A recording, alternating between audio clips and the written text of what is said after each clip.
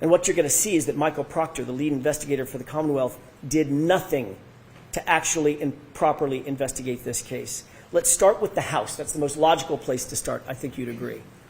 Brian Albert's house, where John's body was discovered lifeless in the lawn. A man, a police officer, is found dead on the front lawn, and no one secures the scene. No tape, no preservation of evidence, no crime scene log, no search warrants, no consent searches, no photographs of the house interior. They didn't treat the house as a crime scene, and shamefully, they didn't even treat the yard as a crime scene. The lame excuse offered by retired Lieutenant Gallagher, it was really cold and windy, and I didn't know if there was a crime that had been committed. What? You didn't know that a crime had potentially been committed? You have a man laying dead in the yard, and here are the undisputed facts that those officers were confronted with. Black eyes. Obviously, black eyes are consistent with a fight. Bloody nose, also consistent with a fight. Bleeding from the face, consistent with a physical altercation. A cut over the right eye, consistent with a punch. No coat in the freezing cold, not dressed for outside, dressed for inside, and one shoe on. I wonder where the other shoe could be. I don't know, maybe in the house 30 feet away. And then you find a broken and shattered drinking glass next to him, the type of glass that you might find, I don't know, let me think about this, in a kitchen in a house 30 feet away. Dang. And John's phone was tucked neatly under his back shoulder. Lieutenant Gallagher actually claimed he did not know it was a potential crime that needed investigating. The neighbor across the street, Detective Lieutenant Kelleher, had a ring camera that was pointed at the exact direction where John O'Keefe would have been hit, and nobody bothered to secure it. Nobody bothered to secure it. Nobody even bothered to look at it. Of course this was a potential crime scene. Of course it was. Let's not forget, this was Brian Albert's house, and that comes with privileges. Quote, is the homeowner going to catch any shit? Nope. He's a Boston cop too, end quote. That quote starts to make a little more sense now, doesn't it? Michael Proctor wrote those words just hours after John's body was found. He sent this in a private chat, in a private text he never, ever believed would ever be revealed. He sent that text in a series of messages that now belong to you. You weren't given the opportunity to hear from Michael Proctor, but you can read his thoughts for yourself. And I urge you, go read them. They're in Exhibit 209, in case you're wondering. Dang. But here are the highlights. Proctor starts the conversation, quote, all the powers that be, one answers ASAP. He's getting pressure, obviously. Get this done. His friend then asks what Proctor's probably thinking at the time. Quote, I assume you guys are out to make it cut and dry since it involves cops. Something stinks. And Proctor responds, yeah, to the something stinks. And then he goes on, but there will be some serious charges brought on the girl. Think about that. Hours into this investigation, there will be some serious charges brought on the girl. She's a whack job cunt. Dang. Yeah, she's a babe. Weird Fall River accent, though. No ass. No ass bitch. She's got a leaky balloon knot. Leaks poo. 0 chance she skates. She's fucked.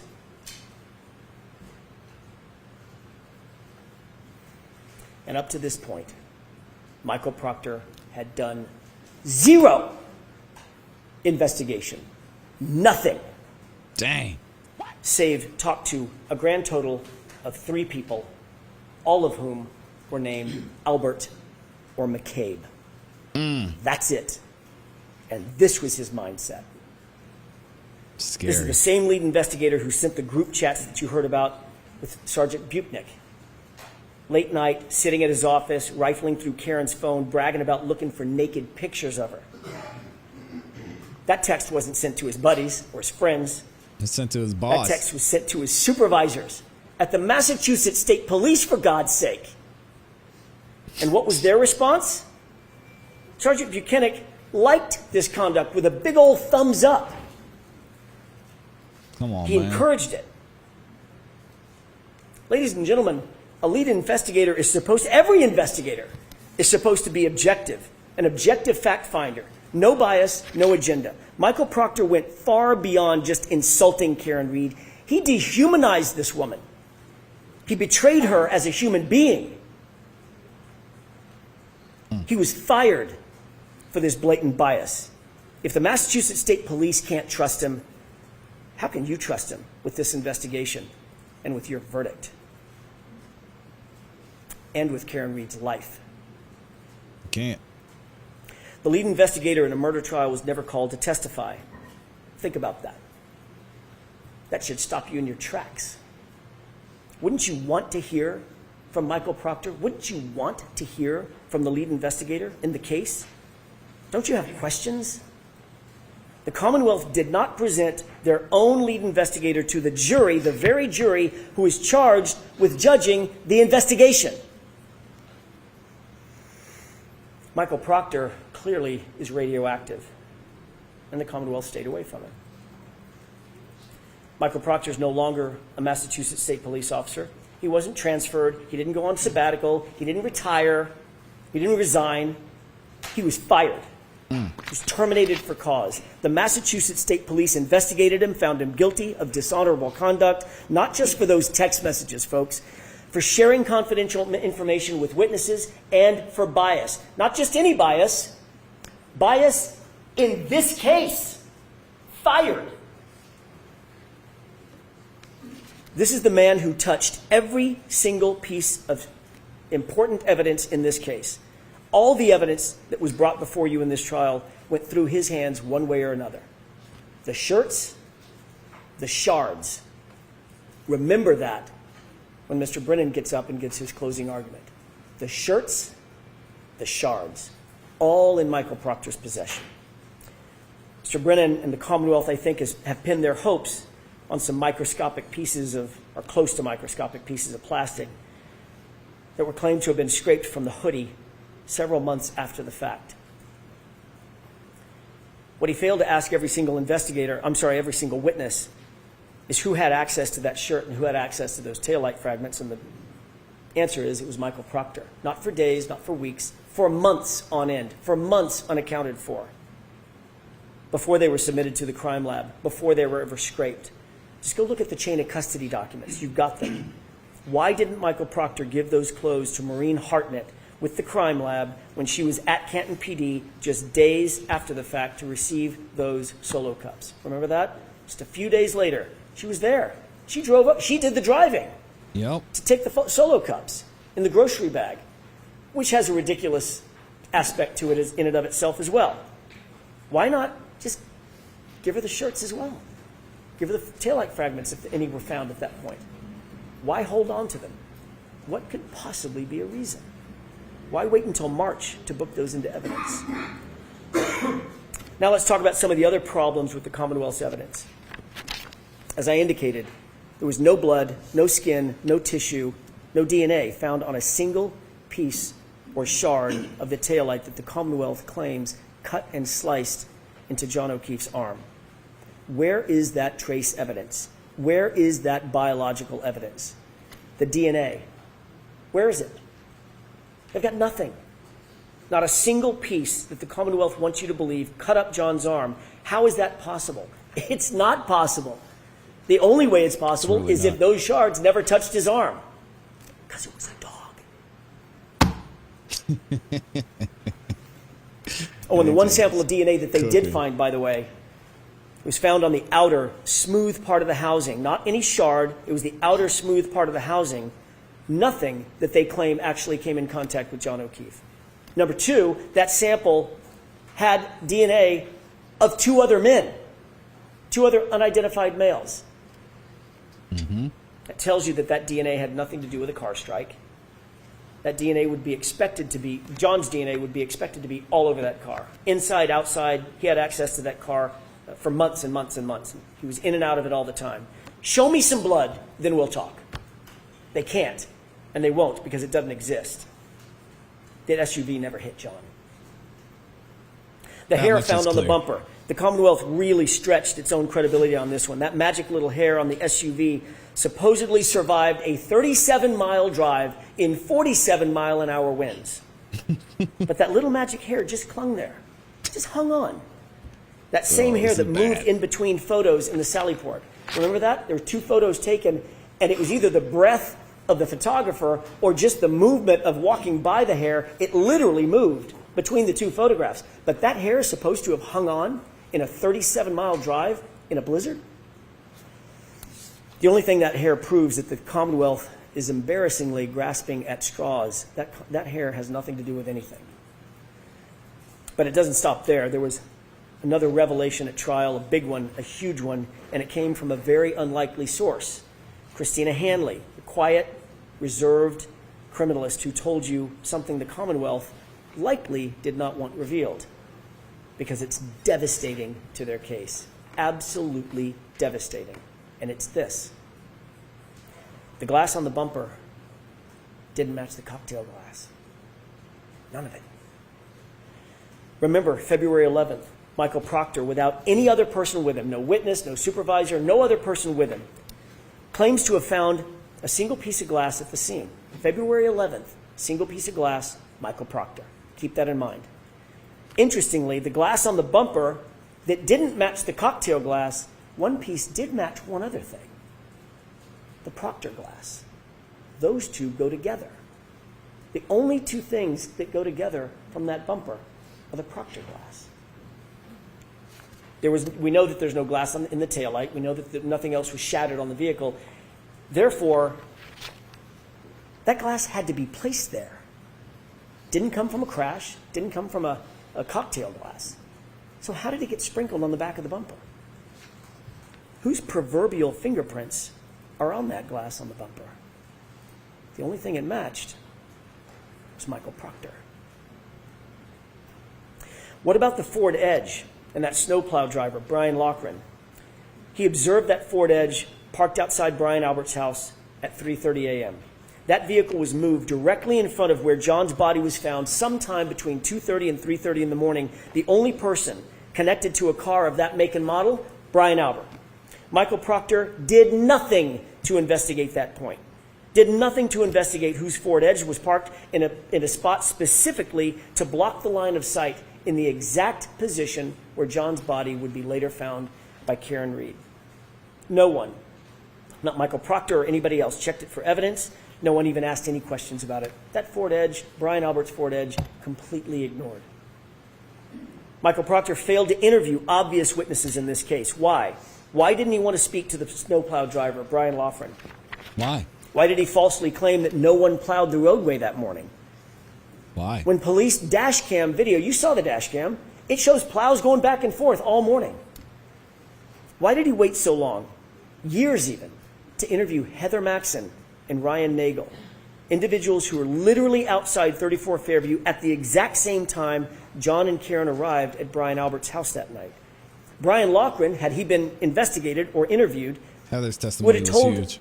Michael Proctor that he drove past the lawn multiple times on January 29th, and there was no body on the lawn. Nope. He would have had a perfect view. Remember, the weatherman told you there was only enough snow at that time. I think he said, in a very charming phrase, only enough snow to track a cat. I think that was it. Shout out to There was no Track body a there. Cat. Heather Maxson and Ryan Nagel would have told him that they arrived at 34 Fairview shortly after Karen and John pulled up behind them, and they would have told Michael Proctor, at least Heather would have told Michael Proctor, that when she left 10 minutes later, she drove past the SUV and observed Karen Reed in the driver's side, dome light on, passenger seat empty. So where was John? He wasn't outside, wasn't sitting down, wasn't laying down. He was laying in the snow. There's only one place he could be. We could all say it together if you could talk with me. In the house. He was in the house. But Michael Proctor did not want to have those answers. He did not want to have to disclose those AJ's answers. killing He didn't want this the right truth. now. The Commonwealth has presented a shred of evidence of when Karen Reed consumed her last drink that night. Think about that. It's critical information that the Commonwealth has to prove beyond a reasonable doubt and to a moral certainty. They have to prove when her last drink was that night. They have to prove it. We don't have to prove or disprove anything. Every single witness who was asked and who had an opportunity to observe Karen that night said the same thing. She wasn't drunk. She wasn't stumbling. She wasn't slurring her words. She was, in the words of Ms. Kolakithis, completely normal. Even Jennifer McCabe, grudgingly, had to admit that fact. It's on video. Instead, they used Yuri Buchanan to try to come into court and count sips of alcohol, which he admittedly got wrong. According to Ian Whiffen, the Commonwealth's own expert, using location data on John's phone showed Karen driving lawfully. She was driving safely. She was under the speed limit. She was slowing and stopping at stop signs, slowing around corners. And Ryan Nagel corroborated that when he saw her make that left-hand turn onto Fairview. The Commonwealth has an incredibly high burden to prove that Karen was driving under the influence. They have failed to prove that beyond a reasonable doubt and to a moral certainty because it depends on when she had her last drink. She was drunk. What happened after she got home and she was upset with John for not coming back out of the house? She was drunk. That would answer that question. We're not doubting. As you well know, no one She was searched the wasted. house for signs of a struggle. Not that night, not the next day. I'm talking about 34 Fairview. Not ever. Not once. Not with a warrant, not with consent. They never went into the basement, the stairwells. They didn't look at the walls. They didn't look in the garage. Nothing was ever examined. Nothing was checked for blood. She'd Nothing been was checked drinking for the whole DNA. day. They didn't look for a ledged or ridged surface. Zero. You'll remember how surprised Jennifer McCabe was to recall that there was a garage door even on the house. Except this was her sister's house. She's been going to that house since she was 5. She's seen that house. She's been in and out of that house hundreds of times, maybe thousands of times. She's been going to that house her entire life, and yet she acted surprised when I asked her about it. Remember Jennifer McCabe's answer when I asked her whether there was a door to the garage. I was asking her about the front door, the side door, and the garage door, and her answer was, oh, actually there is a garage door right there. Imagine that. Investigators never opened that door. Of course not. Let's change the scenario. What if it wasn't the house of a Boston cop? What if it wasn't the house of Brian Albert? We can be certain that investigators would have torn that house apart to get answers about why a fellow police officer was laying dead on the homeowner's lawn. You can betcha. Facts. That's any But because police this was Brian department. Albert's house, a Boston cop, nope. And because he was a fellow cop, an insider, they didn't even open the door. That is not justice, folks. That's just pure favoritism. Each of these facts is more than a question mark. They're failures of duty. They're blank spots on a map where justice is supposed to live. And every single one is a reason why you cannot convict Karen Read. Reasonable doubt abounds. If the Commonwealth failed to investigate every reasonable alternative, how dare they come in here and ask you for a verdict? They didn't investigate the case fully, and yet they're asking you to take the easy road and do their job for them. These facts do not represent reasonable doubt. Nothing does. Every one of these facts that you're seeing that we're talking about represents reasonable doubt. Every one. The police and the prosecution are in a position to take people's liberty. It's the most dire and consequential act a civilized government can take against one of its citizens. Their obligation is not just to try to get it right. They have to convince you to the highest degree of certainty known in human affairs. They have to do it all, every bit of it, beyond any and all reasonable doubt. And they have not done that here. And how about the homeowner himself? The host, the first responder, the Boston cop, Brian Albert, who was sparring and practice fighting with Brian Higgins just minutes before John O'Keefe appeared at his house, 34 Fairview. Brian Albert, who was watching Chloe that night, the German Shepherd. Brian Albert, whose phone and his wife's phone were never secured. Brian Albert, who never came out of the house. But that doesn't mean he wasn't awake. It doesn't mean that he wasn't on his phone. Think about this. Jennifer McCabe claimed that her sister and Brian Albert both slept through this complete chaos right outside their bedroom window. But Jennifer McCabe's phone records tell a different story, and they tell the truth. She spoke with them for the better part of a minute, 38 seconds to be detailed about it, at 5:07 a.m. And then she lied about that call. Remember that? What was the reason for that call at 5:07? Was it panic? Was it a warning? We know that conversation took place at the precise time Karen left her house to go search for John, 5:07. We could answer those questions if we just had access to their phones. Brian Albert, Brian Higgins. But Michael Proctor wasn't interested in their phones. Not only did he not secure their phones, he never even asked. And what about Brian Albert's dog, Chloe? A dog with a history. A dog that is, quote, not good with strangers. Dr. Russell confirmed that John's patterned injuries were from a dog, just like the dog Brian Albert owned. And then Chloe just disappeared.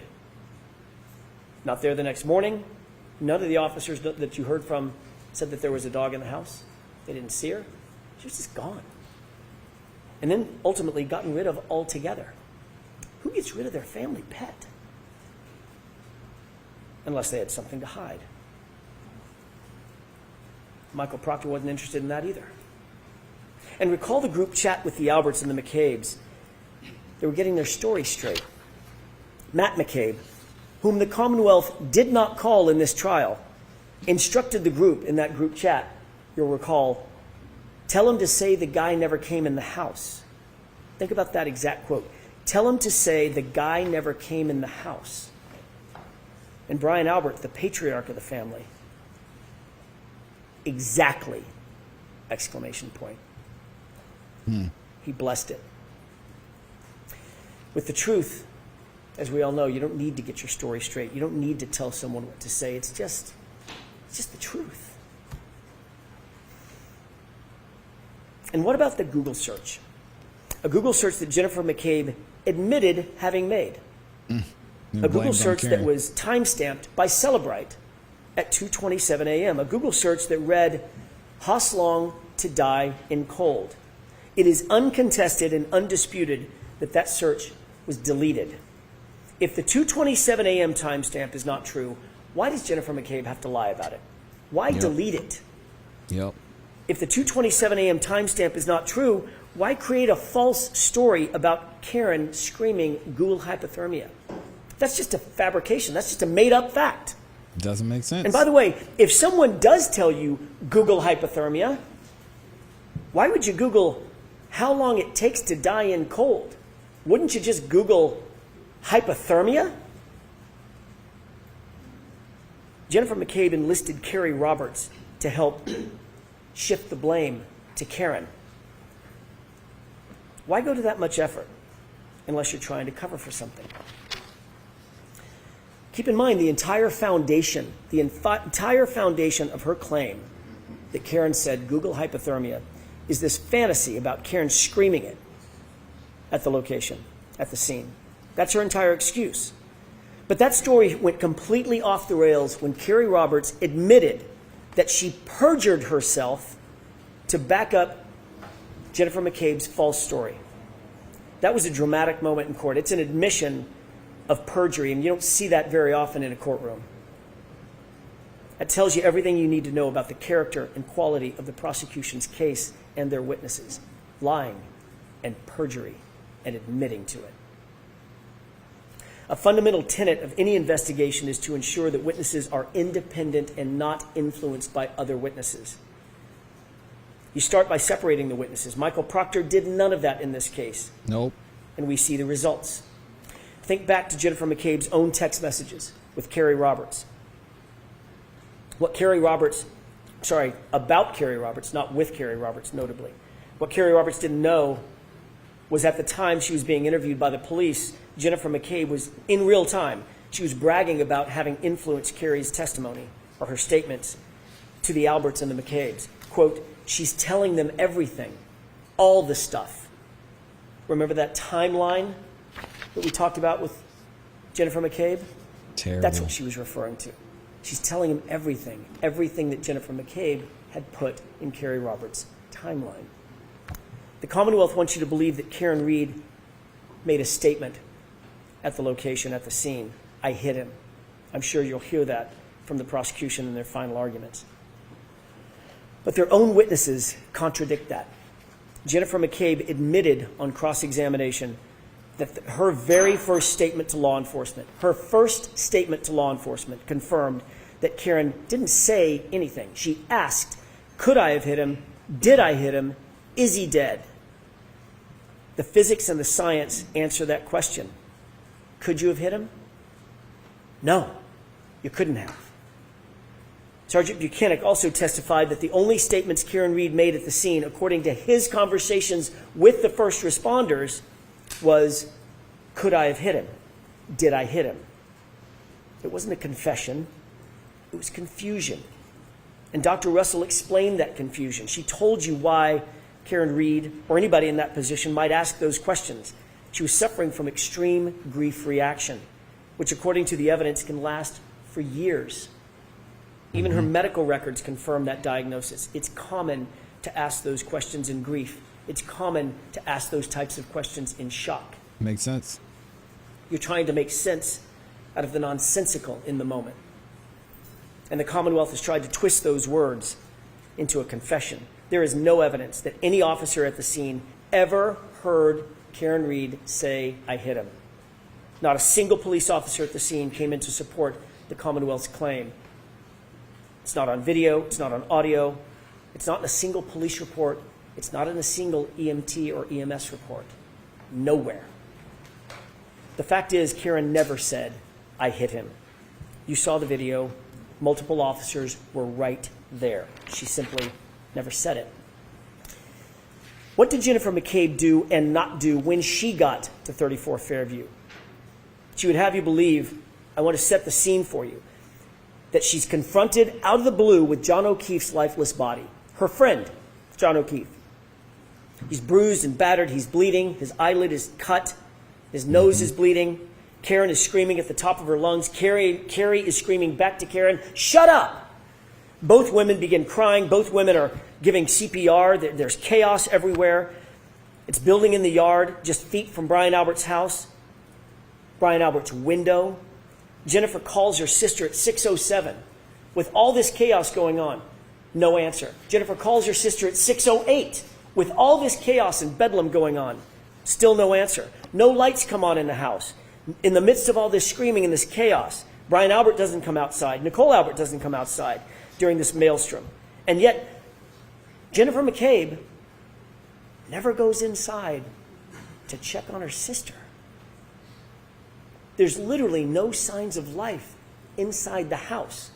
And Jennifer McCabe doesn't take a step inside that house to check on her family. Why is that? Does that make any sense? Anyone, Nope. Everyone would sprint inside the house to make sure that there's no one in there that was hurt or injured or, God forbid, dead. Everyone would do that. But not Jennifer McCabe. The only way that makes She sense knew what happened. is if Jennifer McCabe already knew that Brian and Nicole were just fine. Uh-oh. That's the only reasonable explanation. And the only way she would know that they were fine is if she knew what happened. But Michael Proctor never explored this incredibly suspicious behavior. Don't you have questions? This would give anyone reasonable doubt. And don't you have questions also about Brian Higgins? Michael Proctor certainly didn't.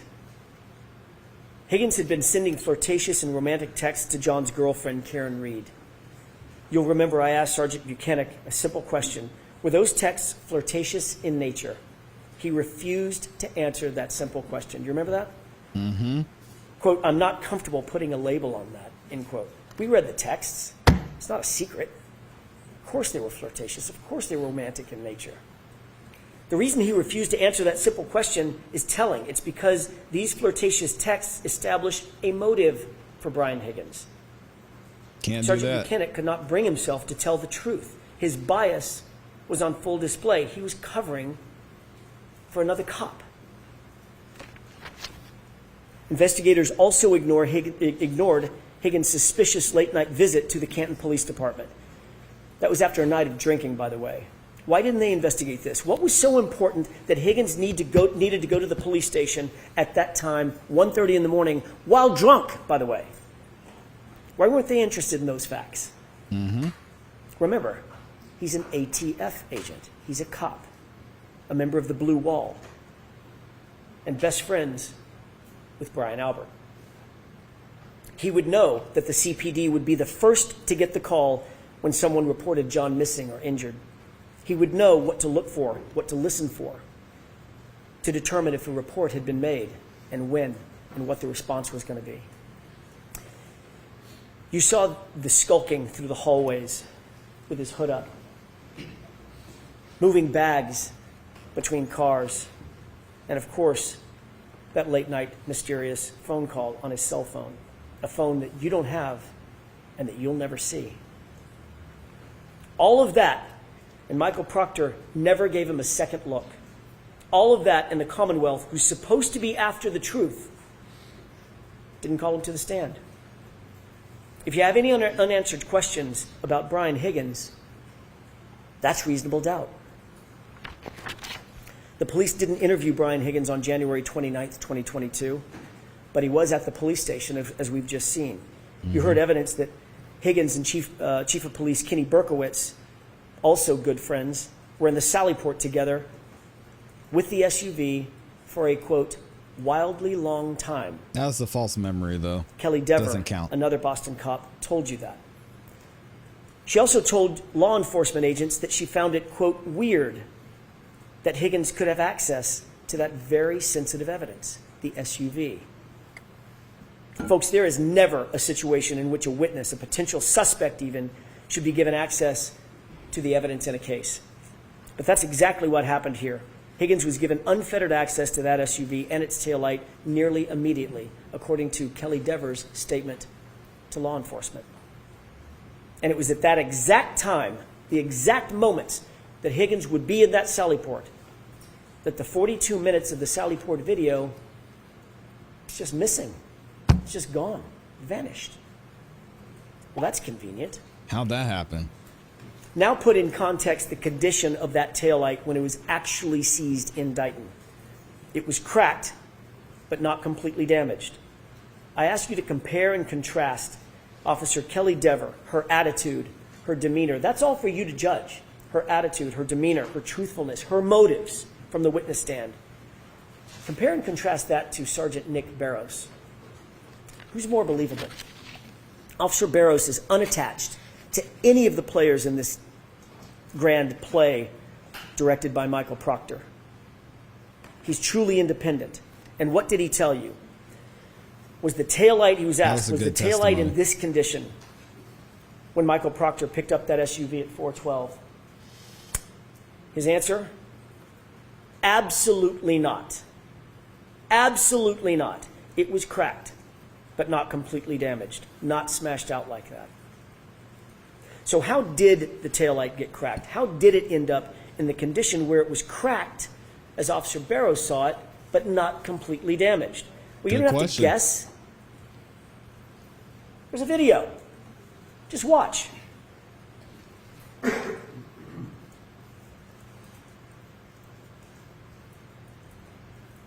That's how it got cracked. And Judson Welcher's own recreation confirms it. Dang. Look at the contact. That's from the Commonwealth's expert. This is so And that further bad. is confirmed by the fact that there were no Dang. taillight pieces found in any of the initial searches conducted at the scene. 2 searches, 50-foot area searched. Not a single fragment was found until after Michael Proctor had access to and control of that SUV and its taillight. What does that say about the character and quality of this case? It's revealing what happened here at trial. One of the most dramatic moments probably of the trial, Kelly Dever. It was pretty dramatic. How can you I trust agree. this investigation when you saw how far a police officer will go? You had a front row seat to the power of police manipulation and police corruption. A front row seat. Kelly Dever was interviewed by a separate law enforcement agency, not a friendly department, not Boston Police Department, not Michael Proctor's MSP, a different independent agency. She told those law enforcement agents in a formal interview that she saw Brian Higgins and Chief Kenneth Berkowitz alone in the Sallyport with the SUV. She was detailed, she was clear, she was unequivocal, she remembered the specifics, she recalled how it made her feel, quote, weird. She recalled how long Higgins spent, a quote, wildly long time, as she described. These are all incredible details to tell law enforcement. She couldn't have been clearer, she couldn't have been more specific. But then she's put on a witness list and she's subpoenaed by the defense. Oh boy. Then this rookie cop was called up to the police commissioner's office. The same commissioner that was the boss of Brian Albert. The timeline They is have a crazy. meeting, a private meeting. And he says, wink, Do the wink, right nod, thing. nod.